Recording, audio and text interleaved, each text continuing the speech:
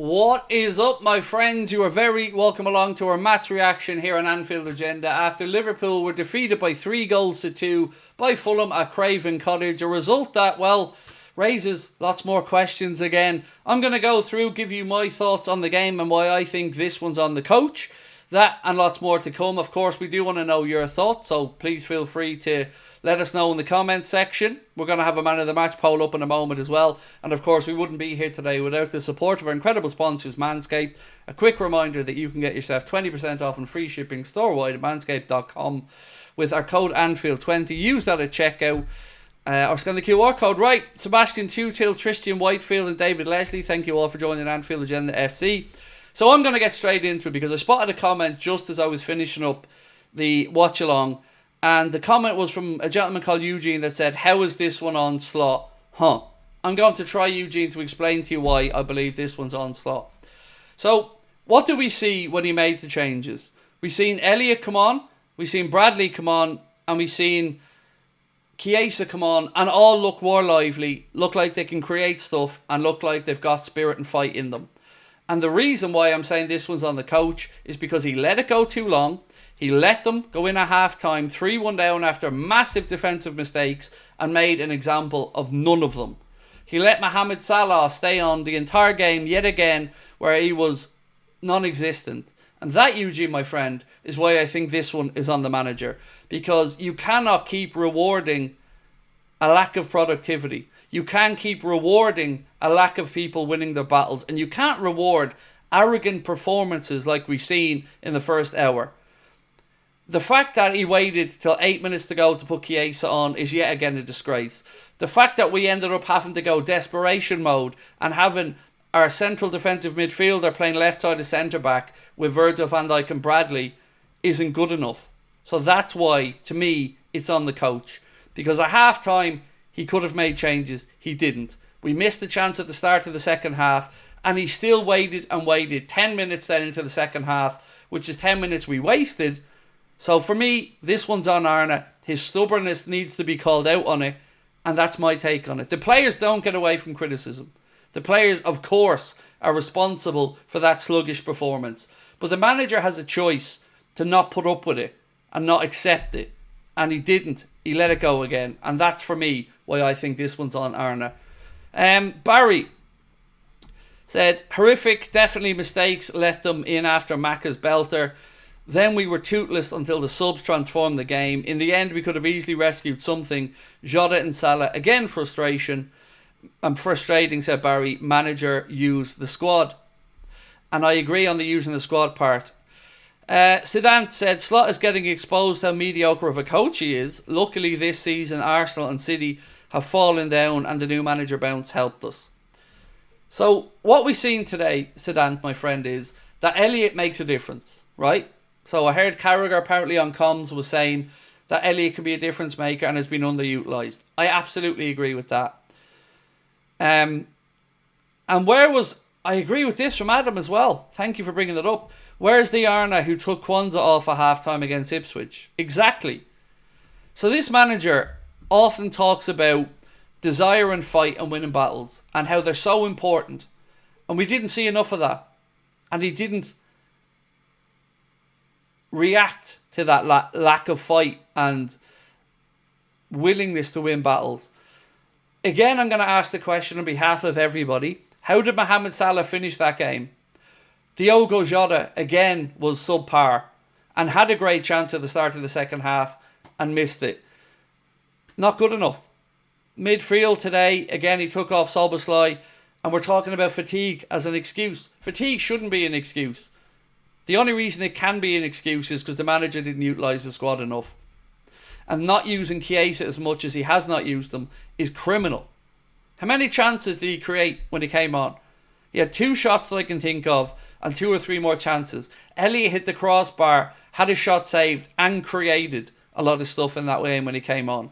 So why aren't we utilising these guys more? And why, as our friend said a moment ago, are we letting the half-time situation go and giving them 10 minutes to waste again in the second half?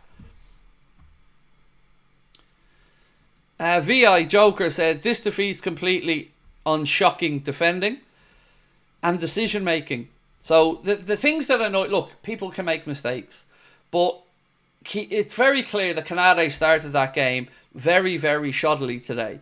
He didn't look at it from the very second the game started. He was slicing clearances.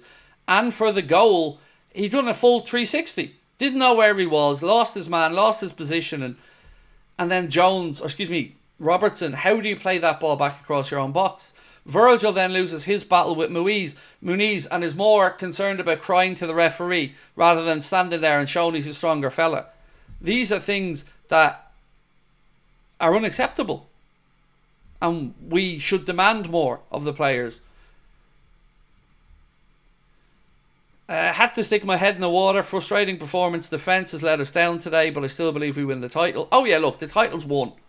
7 games to go, 11 points clear. The title's won. You know, Arsenal closed the gap 1 point this weekend. And that's not good enough. We should have extended it by 2 more. But we could have got something out of that game at the end. You know, so the game was there for us to grab something from, but we didn't do it. And Fulham got their win. And I think Fulham deserved their win over the course of the game. I thought that they showed far more energy than us in the first half. Their counter-attacking football was good. They were committing bodies forward. And we started the game in the usual way of sideways and backwards passing. Find the breakthrough. That's the first time now in 49 games that Liverpool have gone ahead in the game and lost. And we probably wouldn't have if we didn't capitulate as much as we did in that 20-minute period. Kesh, where's your comment, mate? Kesh said, we lost 3 out of 4. When did you last enjoy a Liverpool game, start to end? When was fully last time? We could not have been better kind of game. Klopp's tactics are now fully out to players. It's been a while. I enjoyed the Everton game. I didn't feel it was very comfortable a lot of the time, but I enjoyed it. PSG, didn't enjoy it. Felt like a bag of nerves. League Cup final, we weren't good enough. We weren't at the races and deserved to lose that one. So, yeah, it's a good comment. Right. Shadow said, sorry, Chiesa did more in 8 minutes than Salah has done all March. Steve said 2 goals of Fulham should be enough, but the defence was awful. So was the attack. Mukrab said Chiesa did more than Jota and Salah. Salah should not play for the rest of the season, said Sam Lewis. Constantly playing with 10 men, pocketed again. Matthew Johnny said, yet again, Harvey and Fede have proved that they deserve more game time. It's like a running gag. We say it every game they play now. Let's give you a look at the man of the match poll, by the way. The options are McAllister, Bradley, Diaz and Elliott. And it speaks to the fact that 3 of those are substitutes. You know, so, and I don't blame Connor for the selections he made, but 3 of the 4 players we're talking about, substitutes.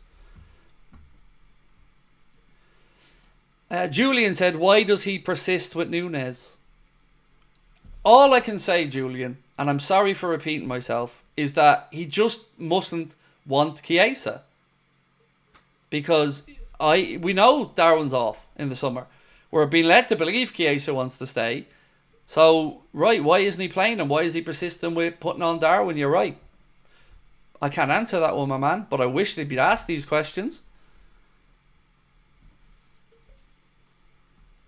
How are people saying it's Nunez's fault? I don't think they are saying it's Nunez's fault. So many people seem to be unable to differentiate 2 separate strands of conversation. Nobody's saying this is Darwin's fault. But the question of why is he persistent to bring him on when he's not going to be around, I think it's an understandable question. But the bigger question, I think, is the conversation around Elliott and Chiesa. I think that's a more pertinent one. Nessie said, every season we fall off during March. How can these people with years of experience and great salaries not figure this out? Because they hope we just stumble over the line and get the league title won. And then they get to say how great they all are and pat themselves on the back. Mohammed said, is it possible that Van Dijk's lackadaisical attitude is rubbing off on the team because the whole team reminds me of him? I think the centre-back set the tone today and they both looked shaky AF and all over the place. Like, we all commented on it in the first 10 minutes about Canade. Go back, look over the chat. Lots of us were worrying why his head was gone. Robertson that one mistake cost us a goal. Apart from that, you can argue we did okay, but it's still a very, very unnecessary risk to play that ball across your goal. Look at it from his position as well. There was 2 men up the left-hand side, 1 long ball in over the top, and at least he gives them a run and chance to get in behind. But playing it back across and sideways seems to be a favourite trait of ours. Get the ball, even when we're deep in the opposition half, and go 50 yards backwards. I don't understand that. If you're doing that when you're 3-1 up and you're keeping possession, fair enough. But when you're losing a game, not good enough to do that. Where's this gentleman's one? Ray Nimrod said, mate, I suggested weeks ago that Mo has a clause in his contract to play minutes. You doubted me, but surely it's now worth considering. I'm telling you for a fact, 100%, there's no way a club guarantees somebody to play every minute of every game or close to it. It would be the height of stupidity, mate. Now look, we may never know the answer, and I certainly didn't mean to shout you down or anything, Ray, but I wouldn't let a player have that contract if I was at a club. Why would you? It just doesn't incentivise them at all to do what you want and play. I don't know, man. I'd be very angry if that clause existed. VI Joker said, I definitely think we should keep Chiesa for next season on a new summer rebuild. Legit Beast said, thank God Arsenal are bombing along as well. Yeah. I agree, my man. Jota had to score his chance early second half, said Kai. Yep, that could have made a big difference, alright. Now look, it was a decent save from Leno, but that's the type of chance you expect him to gobble up. Sam Lewis said, Craig, now you see why they haven't given Salah a new contract. I actually don't, Sam. And I will explain what I mean. This isn't unusual for Salah. Like, if I was to say to you guys now, do you think this is a regular occurrence at this time of the year for Mo? I think we can look right back to his early days even, and I would imagine this fall off happens, and at least I remember it as a fan thinking that this Salah fall off happens regularly. I don't think it's to do with age or his contract situation. I think this is just a regular thing. I remember having conversations in the earlier seasons when him and Kane say we're going for a golden boot, and us all feeling like he was pushing for that golden boot and trying to force stuff more, and the longer that went on, the more blanks he was drawing, the more frustrated we were. But whatever about Salah, not taking him off is, to me, a big issue, because I don't know what standard that sets. If you have players who aren't playing up to their ability and you're not taking them off and holding them to account, what does that say to younger players? We want people to fight for the shirt. We want people to work hard. And that should be a bare minimum. And if you're not doing that, it doesn't matter who you are. In fact, I'd go further. The bigger a personality in that dressing room you are, the more incumbent it is upon you to set the damn standards. So your Virgils, your Mo's, they should be out there leading by example.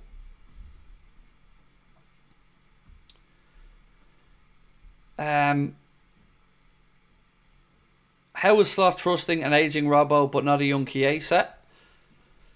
Well, they're kind of two different situations. At least there's an acknowledgement we need to sort out left back. Again, we asked earlier on in the chat, would you like to hear Arne Slot pressed on why he's not playing Chiesa? And I certainly would as a fan. Bob Lafferty, welcome to Anfield Agenda FC. Mateo said, Luis Diaz changed the game for us. He came on and the team reignited. I would say him and Bradley made a huge difference, as did Harvey Elliott. I think all of the substitutions, bar maybe Darwin, improved us.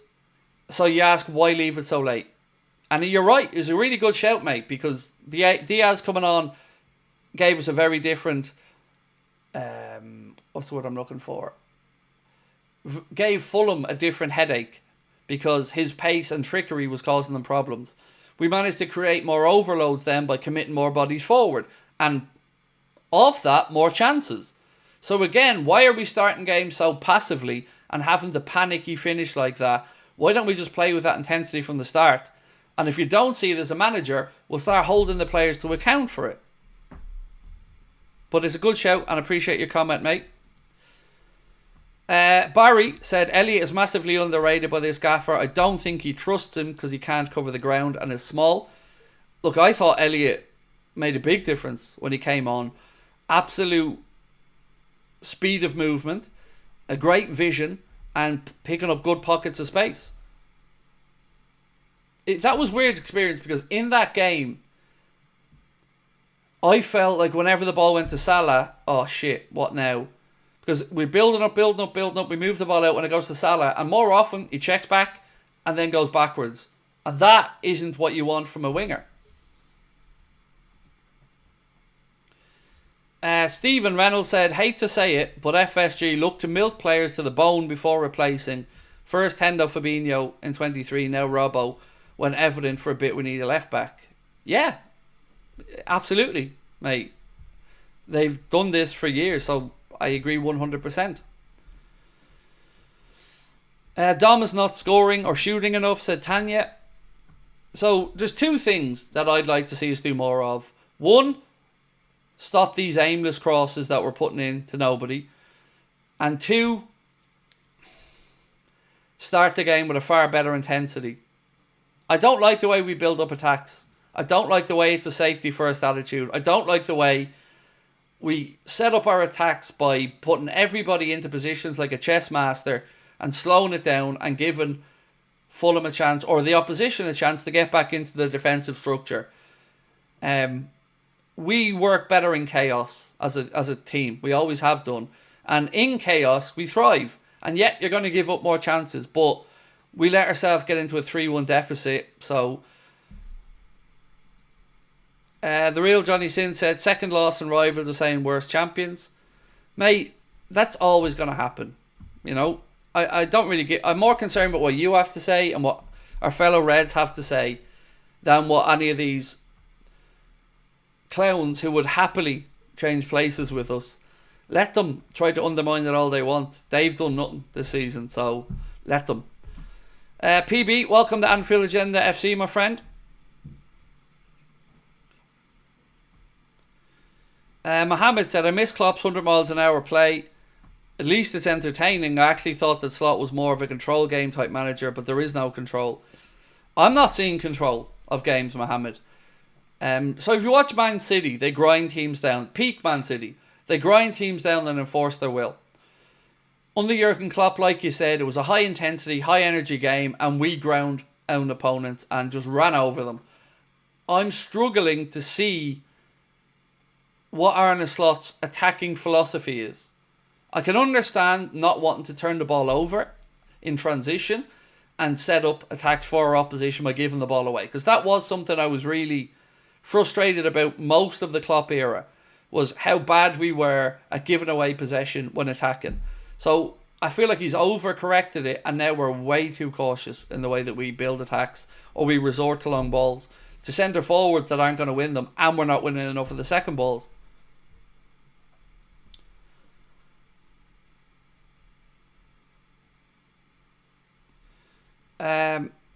Saying we're the worst champions is a coping mechanism, let them cope. Exactly. My point is always, Ninmoy, do you think they'd care if it was them? No, they'd still be champions. So you can call us the worst champions if you want, but you'll still be calling us champions, motherfuckers. And you'll still be looking at the most successful team in English football history.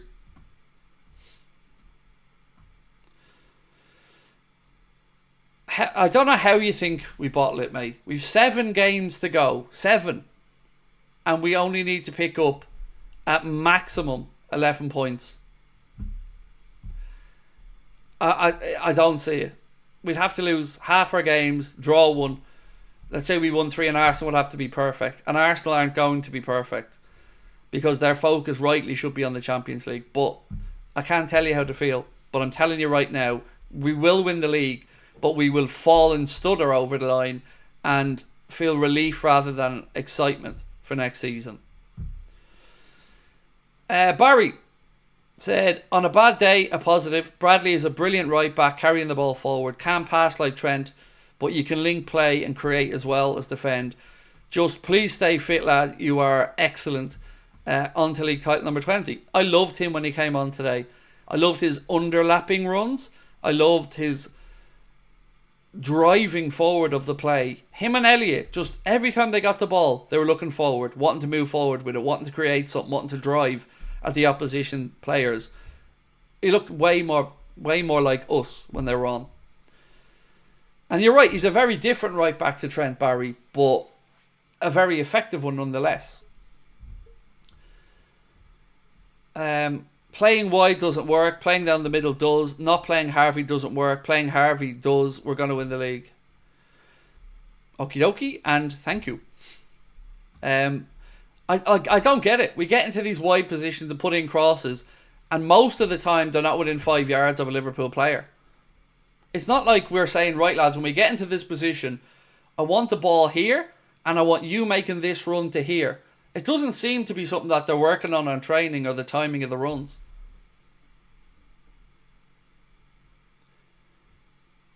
Sam said, Craig, Slots Feyenoord team were playing tiki-taka because of our owners are cheap. We can't give them the players to let them play that. But we have some players that would make a difference, and he hasn't played, like the Chiesa's and the Elliots.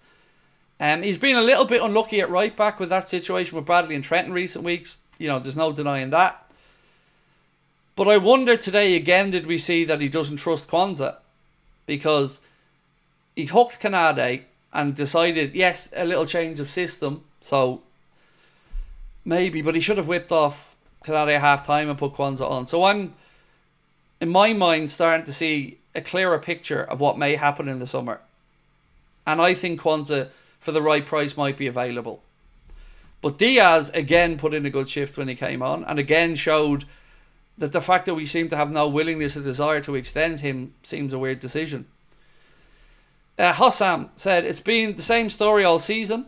I just don't get why we always start so slowly and only come alive when we're behind.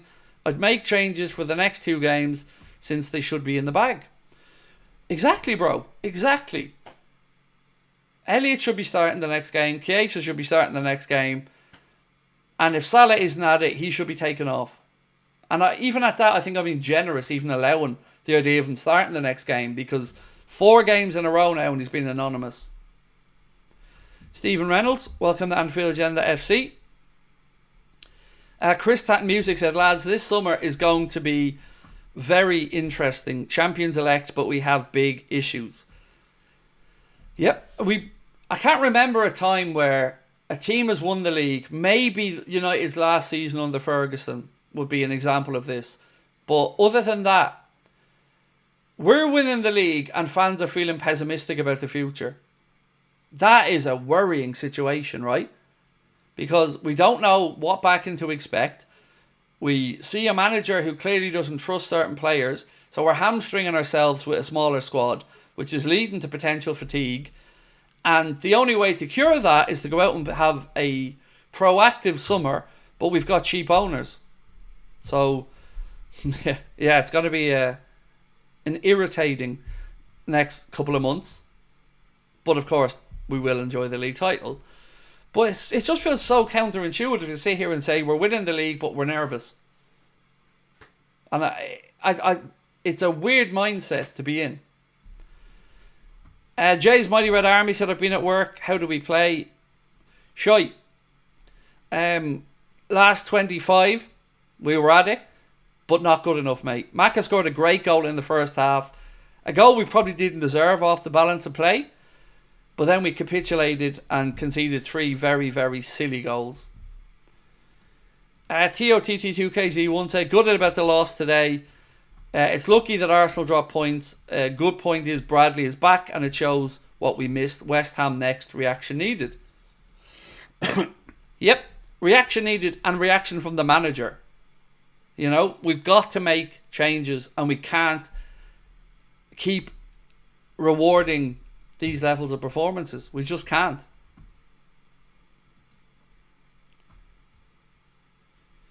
Slot should drop a couple of players, start Chiesa and Elliott, but he won't because he's stubborn, said PB. Salah needs to start on the bench next game, said Justin. CJ Edit said, who do you think we should get in the summer? Kirkes, Huyson. Look, the ideal would be Isak or Alvarez, but we know cheap McPants won't spend that money. And I'd love another attacker as well. I'd sell 2 attackers this summer. I'd sell Darwin and sell Jota. And I'd give Diaz a new deal personally. So I'd rip up the playbook here if I'm Arne Slot and start actually building something that resembles his own image or his own want, because some of these players are coasting and it's not good enough. So here's some comments from Arne Slot. Said, unfortunately, we lack time in the end to score a third. People want to make stories, which is their job. Many teams find it difficult to play Fulham. Second half performance was outstanding. We had chances, but in the end we lacked time. Sorry, Arne. Bullshit. He can try to cover for his players and his own failures as much as he wants, but this Fulham are the greatest team ever. People struggle to play against them. Arsenal beat them. And they're Fulham. And we had plenty of time. And this is just excuse making. Like you tried to say we didn't look tired in the League Cup final. We absolutely did. So we played great second half. You mean when there was nothing to lose and we had to roll the dice and actually be proactive, Arne? Yeah, well, if we did so well and we want to acknowledge that, Arne, then why the fuck aren't we doing it earlier in games, mate? You know, why is it taking us to fall 2 goals behind to actually have some impetus to change the game? So where's that desire from the start? So I disagree massively with that from Slot. It's just an excuse, and it's not a good one. That was a difficult spell of 14 minutes, 3 goals conceded. Apart from Fulham's quality in finishing, it was mostly to do with our errors. In general, we're not making many of these errors, let alone 3 in one game. But it just happened, Arne. In general isn't worth a shite. It just happened. And what did you do after those 3 mistakes? Let them away with it. Brought them in at halftime to the dressing room and sent them all back out. So basically telling players that's all right. We don't need to hold the standards, because don't worry, you're not going to be punished for it. I'm sorry, but the manager needs a dose of realism here. The second half performance was better because you brought on the players that you've been shunning all season.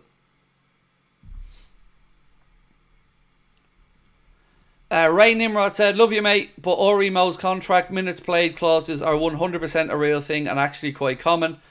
This is FSG after all. So, again, coming back to this clause, mate, right? I'm being honest and saying I don't know. You're saying they're a real thing. I'm not trying to deny that they are. All I've ever spoken about is from a Liverpool perspective. But what I would say to you is, if they're so common, tell me who has them. A genuine question. I'm not trying to be a smart arse. Tell me who has them. Because if any club signs a player with a guaranteed playing contract, they're idiots. Because how does that incentivise the player to keep the standards?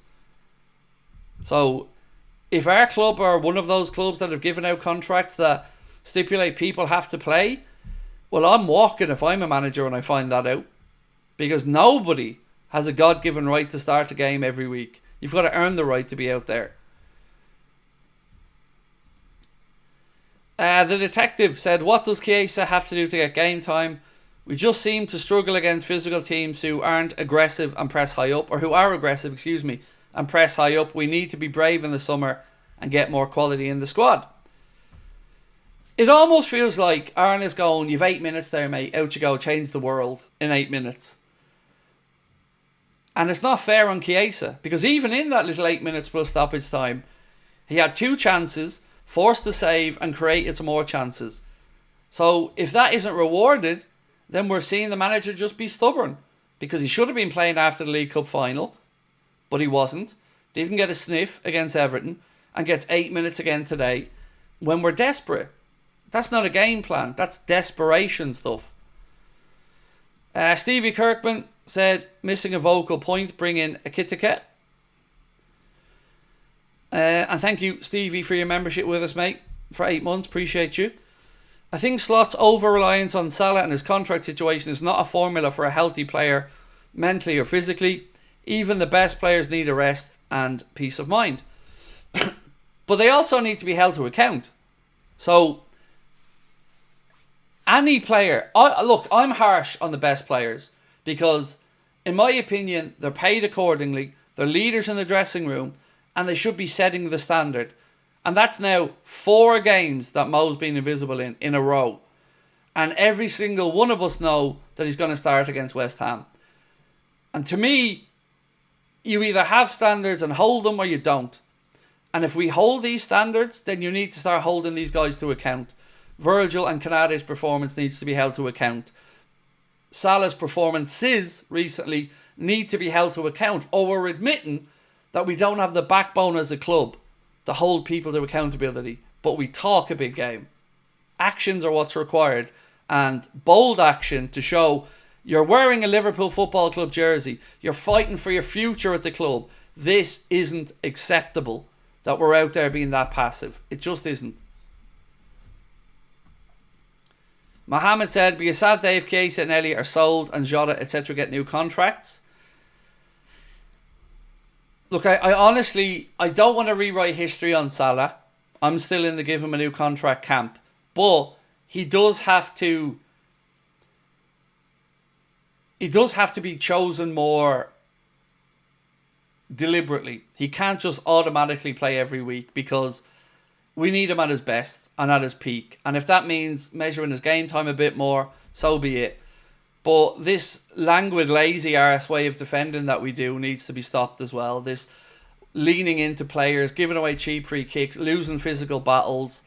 Heading-wise, we are, in my opinion, one of the worst teams in the Premier League for finding a player with a headed clearance. Almost always goes to opposition. Matthew said, Craig, I was always sceptical when you said we needed another centre-back, but today proves you were more right than ever. Huijsen should be top of our list. So, to come back to the point about centre-back, on a day like today there, right, both of them, you can say, weren't good enough. And if you go back and look at my player ratings for the Everton game, I still held both the centre-backs to account there, because I don't think they were good enough there either. Today, that should prove my point, because he doesn't trust Kwanzaa, Gomez is unavailable, and these two have no pressure on them. So what do? If you're those players, you go, well, I'll be playing next week anyway. So I'll show up at training, go through the motions, do my thing, and no pressure. And if there isn't any pressure on a squad player or anybody in the team, then that lackadaisical attitude is there to fester and come to the head.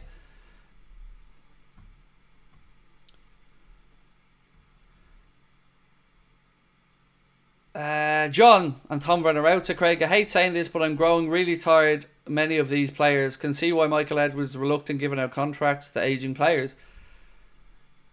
I just want, like I've said all the way through, I just want a definitive decision made. Like, if you don't want to renew them, come out and say you don't want to renew them. But don't let it drag on, because it's not benefiting anyone. Like, whatever's happening at the club right now, none of us feel that everybody out there is happy and at their best. Right? I think we will agree with that. This isn't a team that's looking like they're playing with the joy of knowing they're winning a league title, with freedom, playing to the best of their ability with confidence. They look devoid, they look empty, they look frustrated, and they look lethargic. And the whole situation around the club and this bullshit holding them to account has let this happen. But again, we're going to be told everyone's great, everything's great, we're all wrong, the club are great, they're all in there now, massive erections on all of them, all standing around, helicoptering in the dressing room, bowing down to the John W. Henry statue in the corner. You know, these fuckers need to be real. And I mean journalists again. Hold these people to account, or this is what happens. Where are the standards as a club?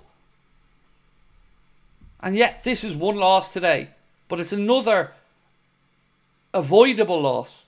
And another lethargic, empty, sad performance, which our manager seemingly burying his head in the sand about. Right. Ladies and gents, I'm going to go record the player ratings videos. If you haven't submitted them, there's still a form at the top of the chat right there now for you to do so. we're going to end the man of the match poll. Before we do, just a quick reminder as well, and a quick thank you to our sponsors, Manscaped. Check out the Performance Package 5.0 Ultra from our friends at Manscaped, featuring the Lawnmower 5.0, the Weed Whacker Ear and Nose Hair Trimmer, Manscaped's 2 liquid formulations, and a couple of free gifts for you as well, the Shed Travel Bag and the Boxer Briefs. You can get 20% off and free shipping store-wide with a code Anfield20 or by scanning the QR code in the bottom corner. The man of the match was Alexis McAllister, who had 45% of the nearly 4,000 votes. Second place was Luis Diaz, then comes Conor Bradley and Harvey Elliott. And look, we'll be back tonight, 8:30, and we'll have digested everything with a late night agenda. Do come back and join us tonight. We want you to have your say, and we're going to try and figure out how best to end this season and what Arna and the lads need to do. So we'll talk to you soon. See you soon. Don't forget, player ratings, link at the top of the chat, and we'll catch up soon.